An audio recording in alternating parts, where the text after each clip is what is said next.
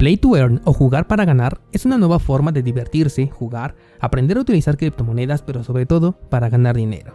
El sector entero de las criptomonedas se ha convertido en espectador de una nueva tendencia de la que poco sabemos si pasará de moda con el paso del tiempo o si será el concepto inicial de la utopía que nos llevará a Oasis, un mundo virtual con posibilidades de convertirse en la nueva economía mundial más importante, pero que comienza con la simple idea de un videojuego.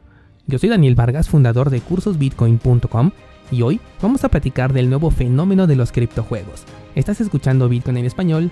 Comenzamos.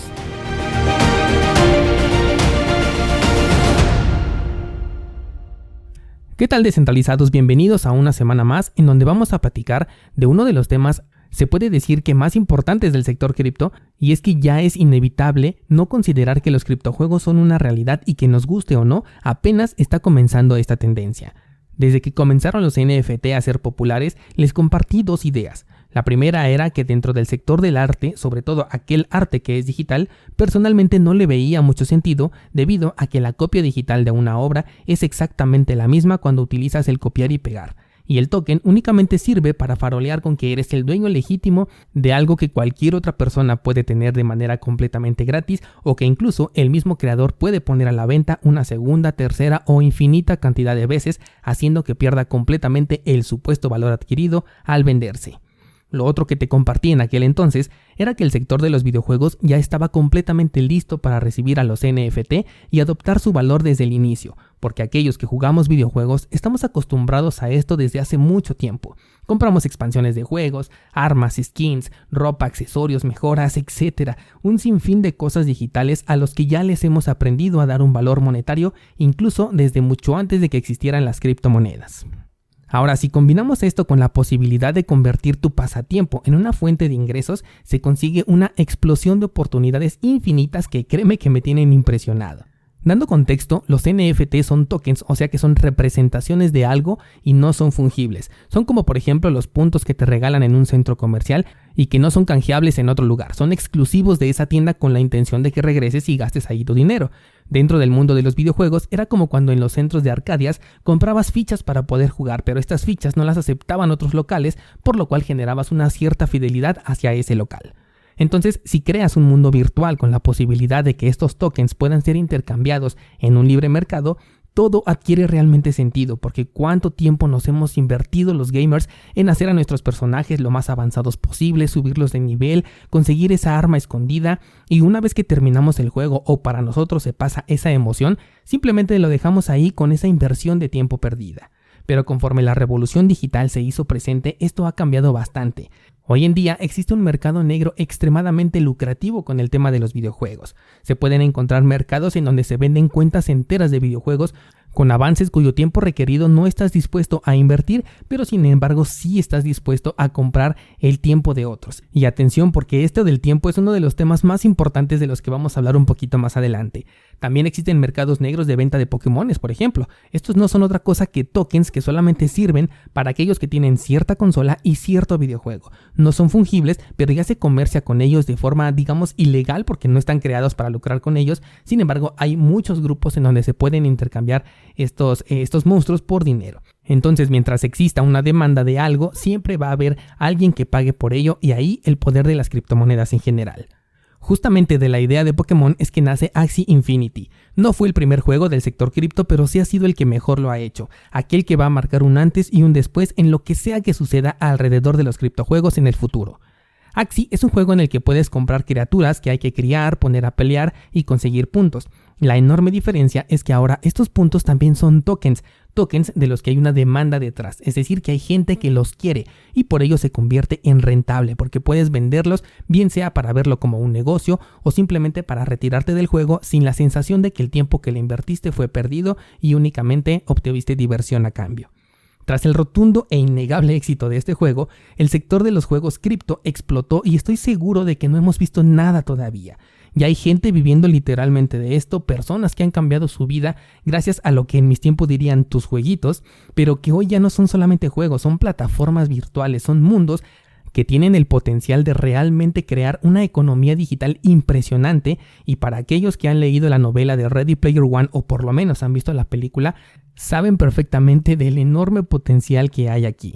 Este potencial produce un FOMO increíble. De por sí ya consiguió traer a personas que nunca habían jugado videojuegos o que normalmente no se sienten atraídos, pero ahorita con este tema de que puedes ganar dinero, pues muchos están entrando mínimo por la curiosidad. Ahora imagínate para aquellos que ya estamos dentro de este sector.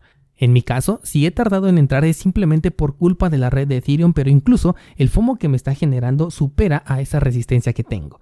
Pero antes de entrar, antes de caer presa del FOMO y sobre todo antes de meter dinero, que ya hablaremos también del tema del dinero y te puedes llegar a sorprender, quiero dejar de lado a este FOMO y razonar qué es lo que hay detrás de estos juegos, por qué se puede ganar tanto dinero, por qué hoy en términos económicos vale más la pena dedicar un par de meses a aprender a jugar un videojuego que varios años estudiando una carrera profesional. Repito, esto únicamente en términos económicos. Para ello me remontaré a la creación de un token, ni siquiera una criptomoneda, sino un token, es decir, una representación virtual de la que ni siquiera tienes que crear una cadena de bloques específica, sino que ya existe esta cadena y solamente tienes que encargarte de crear el token y darle un uso. Por ejemplo, en Waves, que es en donde ya tengo un token creado anteriormente, ahí con el costo de un solo Wave, o sea que en este momento serían alrededor de $15, soy capaz de crear 1.000 millones de tokens que no valen nada más que probablemente la división de esos 1.000 millones entre los $15 que pagué por ellos. Si yo mismo compro uno de esos tokens por $15, entonces mi capitalización de mercado ya sería de $15 multiplicado por 1.000 millones. Todo esto representado por supuesto en tokens, pero lo que hice con esta autocompra es agregarle un registro inmutable a la blockchain de que ya existió una persona que quiso pagar $15 por ese token y nadie puede saber que fui yo el que hizo esa compra. El siguiente paso es darle un uso a ese token para que la gente quiera utilizarlo, sea un servicio DeFi, el pago de comisiones, decir que esta va a ser la moneda que van a utilizar los bancos, o bien crear un mundo virtual para que se utilice esta moneda a cambio de espadas, cofres, ropa para tu personaje o incluso la simple posibilidad de cambiarle el color de piel. Entonces comienza esto a generar un interés en las personas, quienes se van a preguntar, bueno, yo quiero participar aquí y me están pidiendo un token, ¿en dónde lo compro? Van a llegar al exchange y dirán, oh, aquí está y cuesta $15, ya hay quien ha comprado a este precio, así que ponen el dinero y también compran este token. Así de sencillo, bueno, no es sencillo darle un uso a un token, pero así es como conviertes algo digital sin valor en algo que vale millones de dólares, incluso si apenas es una promesa. Y es que atención descentralizados, porque hemos cambiado la forma en la que se venden las cosas y esto no es único de los videojuegos ni mucho menos de las criptomonedas. Esto viene desde la revolución de los negocios digitales. Anteriormente tenías que sacar un producto e invertir mucho dinero para poder ofrecerlo con la posibilidad de que fuera un fracaso y tuvieras una gran pérdida. Pero cuando llegó la revolución digital, se popularizó este término de mínimo producto viable, que es aquello que puedas crear con el menor esfuerzo e inversión posible y ya puedas vender con la finalidad de testear al mercado, para ver cómo reacciona la demanda que se genera y si es que vale la pena seguir o no con ese proyecto. Esto después dio paso a un nuevo modelo que es el de las promesas. Y aquí, por ejemplo, podemos pensar en plataformas como Kickstarter, en donde se mostraba un mínimo producto viable, pero solamente en video, y es donde se agrega la promesa. ¿Te gustaría ver este proyecto hecho realidad? Entonces ayúdame a fondear el proyecto y me encargaré de hacerlo. Así es como pasamos como consumidores de comprar un producto terminado a comprar un producto en su primera versión y de ahí a comprar algo que todavía ni siquiera existe, una simple promesa, y esto por supuesto también llegó a los videojuegos. En este sector también comprábamos productos terminados que si llegaban a tener algún error se quedaban incluso como algo que hacía todavía más valioso a ese juego por haber descubierto ese error. Después pasamos a productos actualizables que puedes probar de manera gratuita, que sería el equivalente al mínimo producto viable, que sirve para identificar esos errores y que los desarrolladores puedan corregirlos antes de sacar la versión oficial. Y de ahí pasamos también a las promesas, que en este sector podemos hablar, por ejemplo, de juegos como por ejemplo Bloodstained, que justamente salió allí en la plataforma de Kickstarter, la gente compró esa promesa y ahora ya se tiene el producto final. Entonces, con los criptojuegos, ¿en qué parte estamos? Estamos justamente en la parte del mínimo producto viable y de la promesa. Axie Infinity fue un mínimo producto viable con muy pocas posibilidades en sus inicios para poder jugar, con servidores completamente ineficientes que no soportan la demanda de los usuarios y con ideas de implementación que todavía no llegan pero que ya están por ahí anunciadas. Después tenemos a Myst, otro de los juegos que ya se está volviendo muy popular siendo apenas una promesa. Este juego no existe, solamente hay capturas de pantalla y la versión de prueba dice que te permitirá mover a un personaje y ver cómo sería el entorno. Nada más, no vas a poder hacer nada más, al menos en la versión inicial, según su página web. Sin embargo, el token, aquel que se puede crear con una inversión de apenas $15, según el ejemplo que te puse, ya tiene un valor en este momento de 18 centavos de dólar.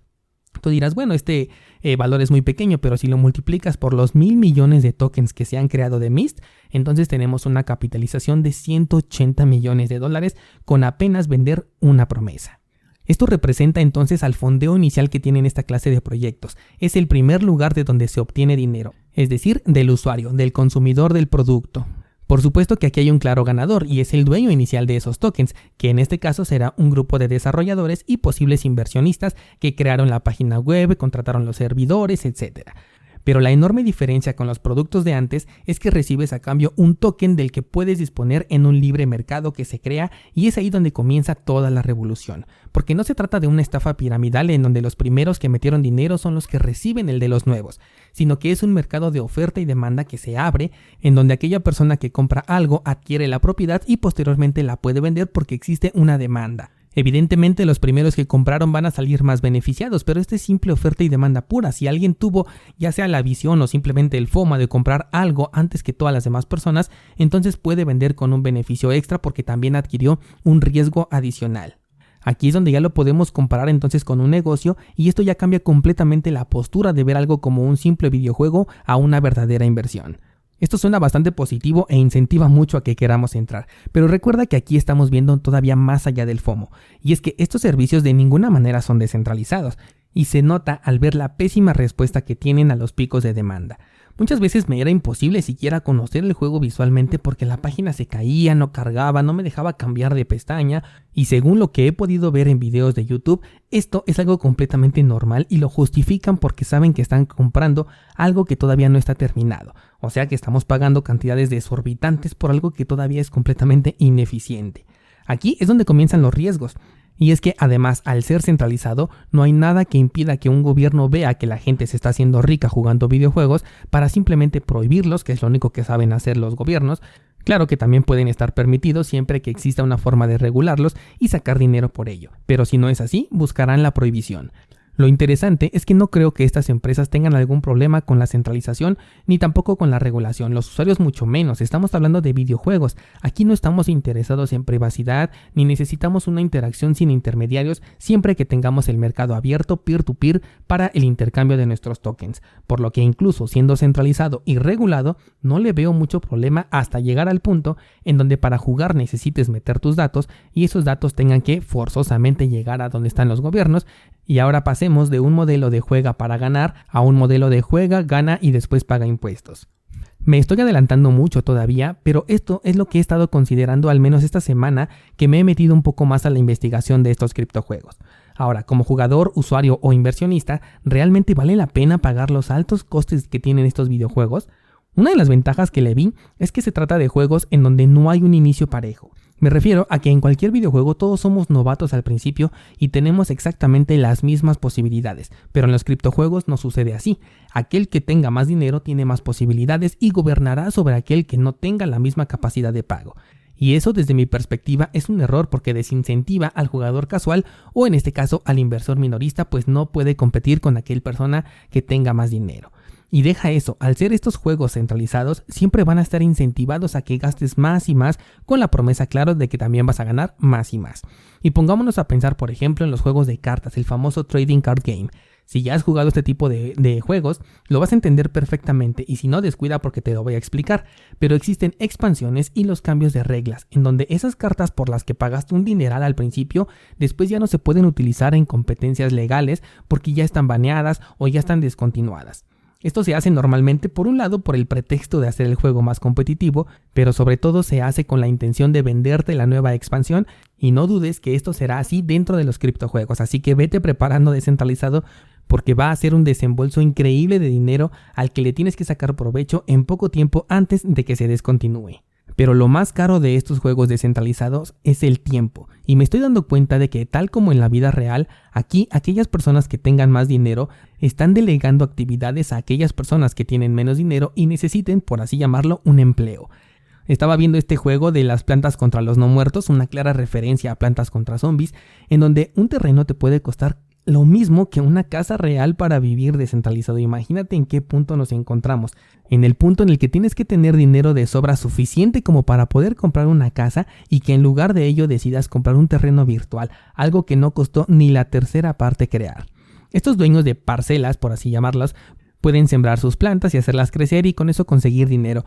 Pero aquellos que no tengan para comprar su parcela se van a limitar a regar las plantas del ejidatario. Es hasta chistoso hablar así de algo que es virtual, pero es real, y así como en la vida real, el que pone el negocio delega la actividad y no ocupa su tiempo. En su lugar ocupa dinero, un recurso completamente renovable. Mientras tanto, el que se vuelve granjero ocupa tiempo, un recurso que no es renovable. Así que tomo mucho en consideración esto descentralizado, porque estos juegos se van a parecer mucho a la vida real en ese aspecto, y quizás terminemos aceptando ser obreros de videojuegos a cambio de una pequeña ganancia con la ilusión de que algún día podamos poner nuestra propia empresa. No cabe duda que esto es toda una revolución digital y tecnológica. ¿Cómo va a evolucionar? No lo sé. ¿Será una moda? ¿Lo van a regular? ¿Lo van a prohibir? Los gigantes de los videojuegos también harán lo mismo con las franquicias más populares. Axie Infinity se convertirá en MySpace y después llegará un Facebook que hará que nos olvidemos de Axie Infinity. ¿Qué pasará si bloquean los servidores de estos juegos? No sabemos nada de esto, pero está muy claro que hay una oportunidad en el aire. De hecho, hay 3 oportunidades y con esto quiero cerrar el episodio el día de hoy. La primera de estas oportunidades es convertirte en obrero de videojuego, haciendo tareas pequeñas y obteniendo recompensas igualmente pequeñas. La segunda es ser el dueño del negocio, tener tu escuela de monstruos y dar becas, o bien ser el dueño de la parcela, lo que sea que el juego permita, y con esto subcontratar a personas para que hagan dinero por ti. Y la tercera, la más lucrativa y la de menor riesgo, es convertirte en un desarrollador, estar por detrás de estos proyectos. Si te interesa este sector, decide cuál de estas 3 oportunidades es la adecuada para ti. Entra a nuestra comunidad de Discord en cursosbitcoin.com/Discord y cuéntanos tu respuesta.